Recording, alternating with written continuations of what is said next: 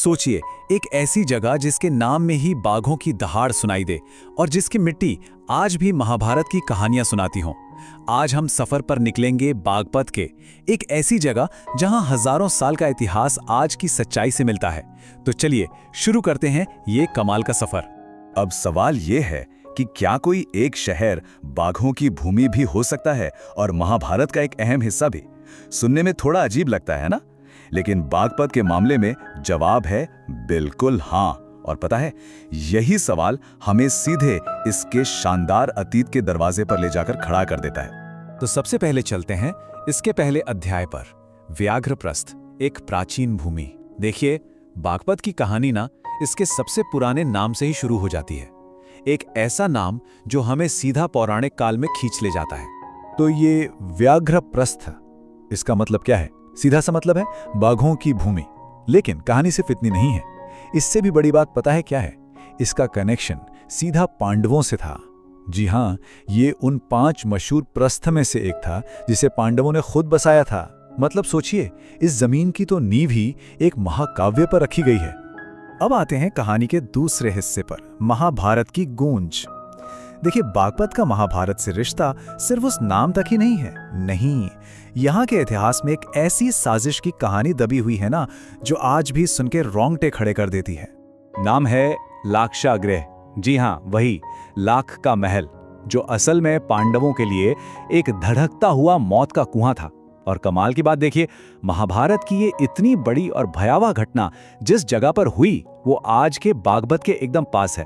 तो ये सिर्फ कोई सुनी सुनाई कहानी नहीं है, ये वो इतिहास है जो इस जमीन की मिट्टी में आज भी जिंदा है। चलिए कहानी को थोड़ा और आगे बढ़ाते हैं। तीसरा पड़ाव, नाम की कहानी। तो एक सवाल दिमाग में आता है ना, कि ये व्याघ्रप्रस्थ बागपत कैसे बन गया? आखिर नाम कैसे बदला? आइए इस नाम के सफर में जो इतिहास छिपा है ना, उसे थोड़ा कुरेदते हैं। यहां देखिए जरा, कितना बड़ा फर्क है। सदियों का फर्क साफ दिखता है। जो प्राचीन काल में व्याघ्रप्रस्थ था, यानी बाघों की भूमि, वो मुगल काल आते आते बन गया बागपत, यानी बाघों का बाग या बाघों की जगह।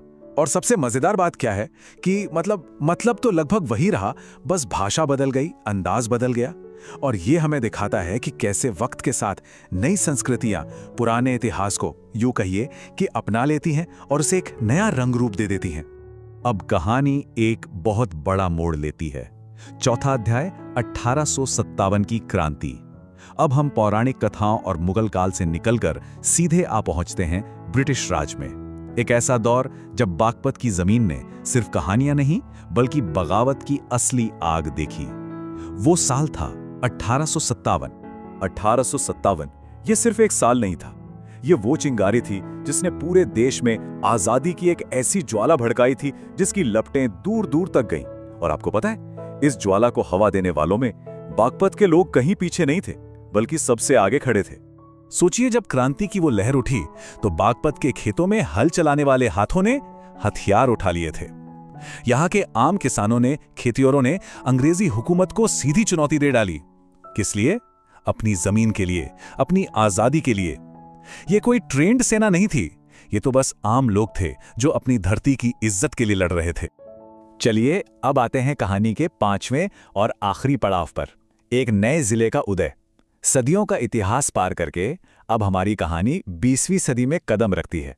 वो दौर जहां बागपत ने अपनी एक बिल्कुल नई, एक आधुनिक पहचान बनाई। तो हुआ ये कि 1997 से पहले तक बागपत जो था वो बड़े से मेरठ जिले का बस एक हिस्सा हुआ करता था, एक तहसील। लेकिन फिर आया साल 1997 और बागपत को मिली अपनी एक अलग पहचान, एक अलग जिले की पहचान।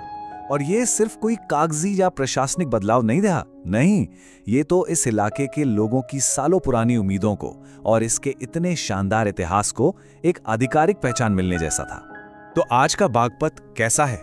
ये यमुना नदी के किनारे बसा है और अपनी एक नई कहानी लिख रहा है।